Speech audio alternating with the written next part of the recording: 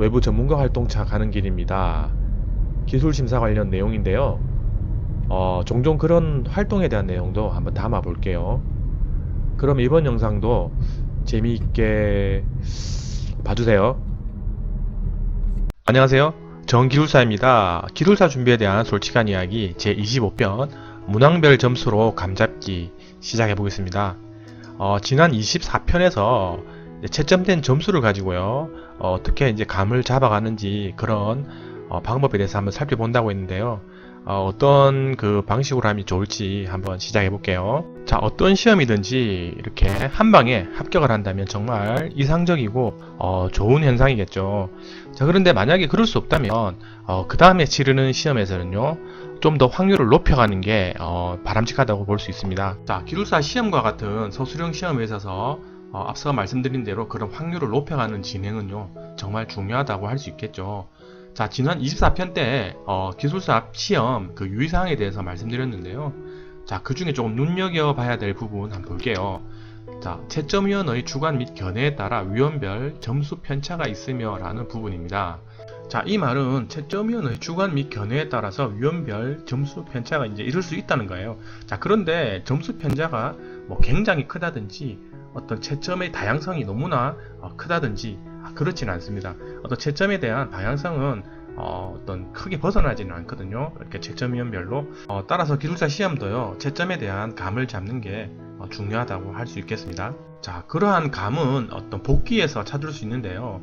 자, 바둑 같은 경기나 혹은 체스나 장기 같은 경기에서 경기가 끝나고 나면 이렇게 복기를 하게 됩니다. 자, 복기를 하면서 어떤 부분이 잘 되었고 어느 부분에서 실수를 했는지 이렇게 리마인드를 하는 거죠. 자, 그러면 시험 같은 경우는 어떤 방식이 있을까요? 네, 객관식 같은 시험에서는요, 이제 답안을 체크한 부분과 이제 발표되는 가답안을 비교를 해서 이제 복기를 하면 되겠죠. 자, 그런데 이제 기술사 같이 서술형 시험은요, 이미 치렀던 내용들을 다시 똑같이 이렇게 적어낸다는 것은 정말 쉽지가 않습니다. 자, 그럼 어떻게 하면 될까요? 예, 시험이 완료되고 나서 시험 시간에 작성했던 답안의 내용을 최대한 떠올려서 이제 복기를 해보는 수밖에 없어요. 자, 그런데 시험 이후 너무나 많은 시간이 지나고 나서 이제 복기를 하려고 하면요, 그 복기되는 내용은 이제 그 질이 많이 저하될 수밖에 없어요. 자, 따라서 시험 종료 이후 최대한 단시간 내에 이제 복기를 해보는 게 이제 필요하다고 할 수 있습니다. 좀 피곤하겠지만 그래도 이제 복기를 하는 게 중요해요.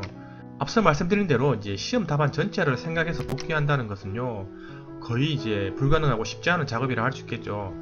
따라서 어떤 작성했던 문제의 문항별로 어떤 목차, 키워드, 그 다음에 답안의 의도는 어떻게 작성했는지만 떠올려서 이제 복기를 해보는 거예요.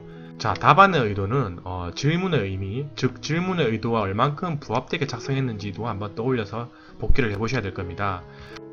자, 샘플을 하나 가지고 말씀드려 볼게요. 전력선과 통신선 사이에 나타나는 전자유도 장애 현상과 경감 대책을 설명하시오라는 1교시형 문제입니다. 자, 이렇게 이제 복기를 한 내용을 볼 수 있는데요. 자, 이 복기 내용이 표준적이거나 잘 됐다는 게 아니고 대략적으로 이 정도 이제 복기를 할 수 있을 거예요. 자, 보면 질문이 전자유도 장애 현상을 물어봤으니까 전자유도 장애의 정의, 목차를 잡고 키워드는 어떤 내용을 썼는지 복기를 하는 거예요. 뭐 정확한 문장을 안 쓰더라도 핵심적인 용어가 어떤 게 있었는지 떠올려 보는 겁니다. 뭐 개념도 뭐 그렸던 거, 그 다음에 뭐 부가적인 내용, 그리고 실제 또 질문 내용, 전자유도 장애 현상과 경감 대책, 어떤 내용을 썼는지 그 내용에 대한 키워드와 목차를 떠올려서 개략적으로 한번 이렇게 적어보는 겁니다. 자, 이렇게 복귀한 문제는요, 문항별 점수와 비교를 하는 겁니다. 자, 문항별 점수와 비교를 해서 이제 감을 잡아가면 되는데요. 문항별 점수와 비교를 하기 위한 작업을 한 가지 소개시켜 드릴게요. 자, 이렇게 이제 시험이 끝나고 집으로 귀가하고 나서 시험지를 꺼내서 자기가 푼 문제에 대해서 특정한 기호로 마킹을 하는 겁니다. 자, 마킹을 하는데 그 기호는요, 동그라미, X, 세모 이 세 가지 중에 하나로 이렇게 마킹을 하는 거예요. 자, 2교시 서술형 시험도 마찬가지 자기가 푼 네 문제에 대해서 세모나 동그라미, X로 이렇게 표시를 하는 겁니다. 자, 여기서 이제 넘어가기 전에 한 가지 좀 짚고 넘어가야 될 게 있네요. 자, 3번 문제를 보면 4차 산업혁명에 따른 미래 국토 변화를 전망하고 국토의 발전 전략에 대해 설명하시오라고 이제 문제가 나와 있네요. 자, 도시계획 기술사 문제인데요. 자, 제가 이 부분을 왜 이제 따로 말씀드리냐면, 자, 이 4차 산업혁명이라는 거에 대해서 조금 관심을 많이 가지면 좋아요. 자, 4차 산업혁명은 어떤 정보통신 부분인데, 모든 그 종목의 기술사에서 이렇게 답을 쓸 수 있는 그런 좋은 소재거리거든요. 이렇게 다 이렇게 각 기술에 접목이 되어 있기 때문에 이 4차 산업혁명에 대한 내용은 항상 관심을 가지고 따로 좀 정리를 해주시면 좋을 거예요. 자, 이 부분에 대해서는 또 다음에 영상으로 한번 또 다뤄볼게요. 자, 그럼 다시 본론으로 돌아오겠습니다. 자, 기호가 동그라미는요, 잘 풀었다고 생각하는 문제고요. 세모는 적당히 풀었다고 생각하는 문제입니다. 그리고 X는요, 그다지 잘 풀지 못했다고 생각하는 문제에 마킹을 하는 거예요. 자, 그리고 이제 기대하는 점수는 동그라미는요, 100%의 만점에서 한 60% 이상의 점수가 나오는 걸로 이렇게 기대를 하면 되고, 그 다음에 세모는 30에서 60%의 점수, X는요, 30% 이하의 점수, 만약에 이제 10점 만점이라면 이제 3점 이하의 점수를 이제 기대할 때 이렇게 마킹을 하는 거예요. 자, 그러면 이제 Q넷에서 시험 발표 날에 이렇게 점수가 발표가 된다는 거예요. 자, 발표가 됐을 때, 자, 밑에 보면 문항별 점수는 총점 점수를 클릭하여 확인 가능합니다 라고 되어 있거든요. 자, 총점 점수가 여기 파란색으로 되어 있어요. 자, 이 부분을 클릭하면 각 문제에 대한 문항별로 점수를 확인을 할 수 있습니다. 자, 그럼 문항별 점수로 감을 잡는 그런 예시를 한번 들어볼게요. 자, 앞서 이제 이렇게 보여드린 이 마킹한 시험 문제입니다. 자, 1번 문제를 보니까 문항별 점수가 23점이 나왔어요. 평균 7.66점이라고 이렇게 나왔거든요. 자, 23점. 앞서 24편 영상에서 소개시켜 드렸는데 간단하게 이 부분만 이제 짚고 넘어갈게요. 자, 이 23점은요, 채점자 3명이서 각각 10점 만점을 줄 수가 있는데, 그래서 총 30점 만점을 줄 수가 있는데, 3명이서 이제 채점을 한 합계 점수가 23점이라는 겁니다. 자, 23점인데, 이 23점을 10점 만점으로 환산했을 때는 이제 7.66점이 나온다는 거예요. 자, 이 점수의 의미 아시겠죠? 자, 어쨌든, 이렇게 동그라미를 쳤는데, 이제 7.66점이 나온 거예요. 본인이 1번 문제를 잘 풀었다고 생각했고, 그래서 동그라미 마킹을 했어요. 자, 그런데 실제 점수도 잘 나왔어요. 자, 이것은 본인이 문제를 푼 방향성과 채점의 어떤 방향성이 거의 일치한다고 볼 수 있겠죠. 자, 2번 문제 볼게요. 19점 나왔고요. 평균 6.3점입니다. 마찬가지로 점수가 좋아요. 그리고 잘 쳤다고 생각했기 때문에 동그라미를 쳤고요. 자, 이런 현상도 좋다고 볼 수 있겠죠.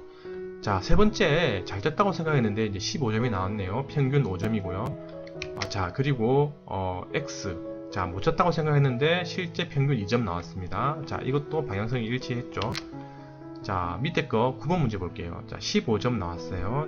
못 쳤다고 생각했는데 생각보다 점수가 잘 나온 거예요. 평균 5점이 나왔습니다. 자, 여기서 이 두 가지 경우를 유심히 이제 생각을 해보는 거예요. 왜 나의 생각과 점수가 일치하지 않을까? 이 부분에 대해서는 많은 이제 생각을 해보시면 될 거예요. 그러니까 본인이 잘 쳤다고 생각했을 때 점수가 잘 나오거나 못 쳤다고 생각했는데 점수가 안 나오는 것은 괜찮은데, 그와 상반되게 이렇게 결과가 나왔을 때는요, 분명 그 어떤 원인을 이제 찾아가는 게 중요하다 할 수 있겠죠. 그리고 그런 부분을 잘 살리면 다음 시험에 또 좋은 효과를 볼 수 있을 겁니다. 자, 그럼 복귀 문제를 가지고 예시를 하나 들어볼게요. 자, 앞서 소개시켜드린 복귀 문제와 답인데요. 자, 본인이 이 문제에 대해서 굉장히 잘 풀었다고 생각을 하는데 실제로 이제 점수가 많이 안 나왔다고 가정을 해볼게요. 자, 그래서 이제 보니까 본인은 3번 상황에 따른 유도 전압의 변화. 자, 이 부분에 대해서 굉장히 내용을 많이 이제 썼다고 가정을 할게요. 자, 3번에 대한 내용을 많이 이제 썼기 때문에 1번과 4번의 내용이 상대적으로 분량이 작고 내용이 조금 이제 빈약했다고 그렇게 이제 가정을 한다면 이제 원인을 찾을 수 있겠죠. 자, 상황에 따른 유도 전압의 변화. 자, 이 부분은요, 실제 시험 문제에 있어서 물어보지 않은 내용입니다.